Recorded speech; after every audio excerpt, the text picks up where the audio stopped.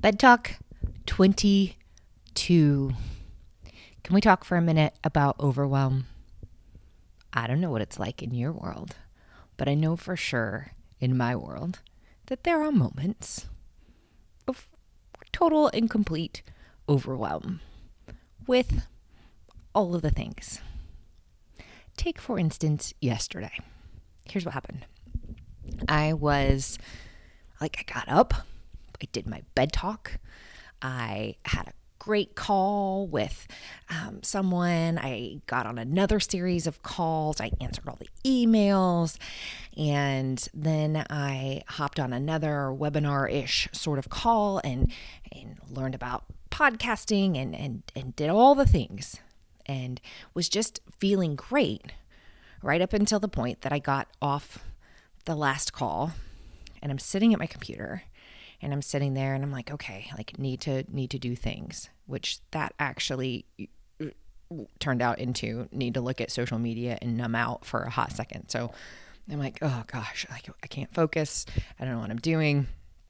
I go get a Diet Dr. Pepper, which is, I know, not the right thing to get, like chemicals and all that, but give a woman a break right now. I was like, maybe that will help. And got the Diet Dr. Pepper, sat back down at the computer, tried to do the things. Like there are so many things that I can be doing right now that would be beneficial to my business and to other people's lives and all, right? Like do the things. And what ultimately ended up happening was that I sort of slid out of my office chair and onto the floor.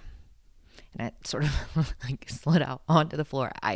My brain was gone. It was dead. And I laid down in the middle of the floor, kind of like a kid. You know how kids will lay down and they'll tuck their hands underneath their legs, kind of like in that weird, I can't really show you because I'm laying in bed. Or I'm sitting in bed. I'm not really laying in bed, but I was laying down with my hands tucked under on my thighs, and I laid there, and Max came up and laid next to me. He's like, sweet, it's nap time again. I'm really good at nap time.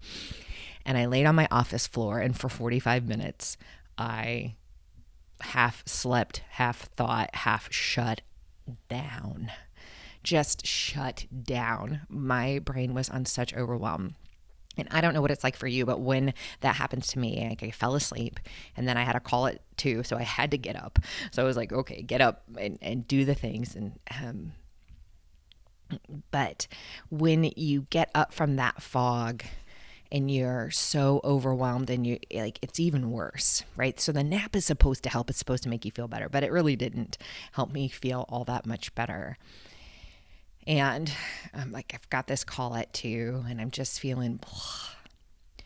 And the thing that I have found most helpful when I am in those periods of just complete overwhelm, just complete shut down, the thing that I find helpful is to ask myself this question, which is, what can I do right now that future me will thank me for?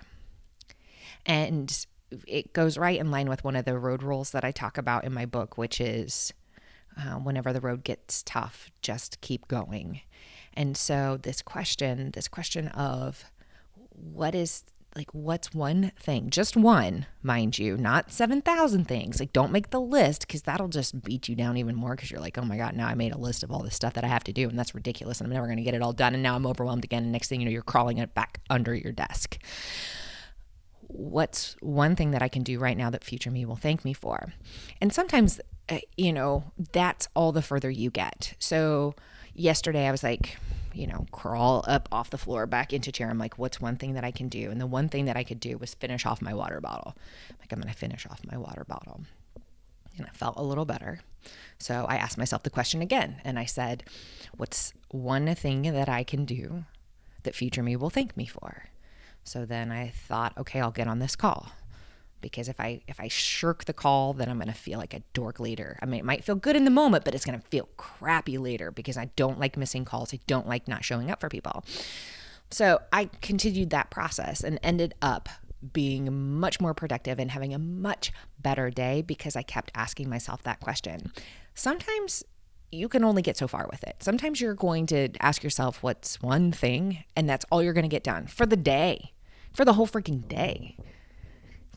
one thing that future me will thank me for. And I wanted to share that with you because I know many of you are experiencing moments. I don't know. I'm guessing.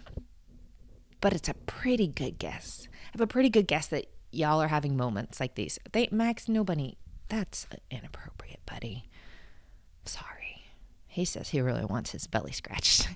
But I'm sharing this with you today because I know many of you are experiencing moments like this, and I want to give you that encouragement, and I want to give you that question, and to ask yourself the next time you find yourself curled up in the fetal position on your office floor, or taking a nap with your dog, or staring off into space.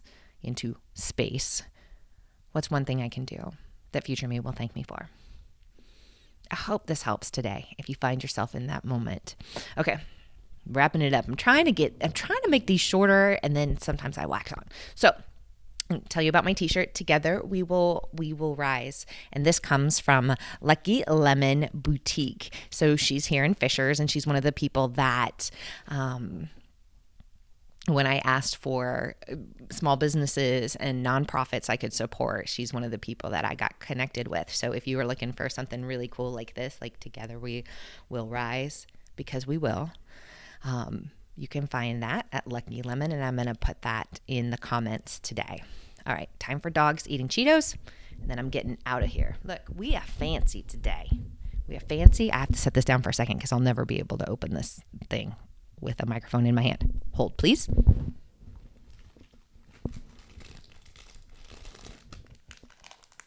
What every fine lady carries in her handbag. Here we go.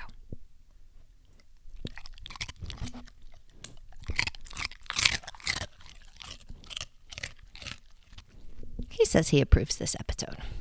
All right, guys, I'll see you tomorrow. Have a great day.